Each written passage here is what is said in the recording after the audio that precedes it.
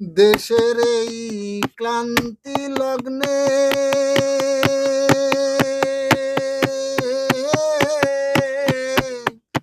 জনগণের আশা মনে দেশের হাল ধরবে সেনা প্রধান, দেশের হাল ধরবে সেনা প্রধান। ঝড়ু হাওয়া আসলে দেশটি ডুবে যাবে ভাই।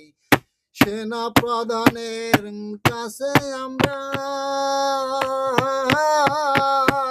বিনীত অনুরোধ জানাই, দেশটা ডুবার আগে আপনি দেশের হাল ধরেন রে ভাই।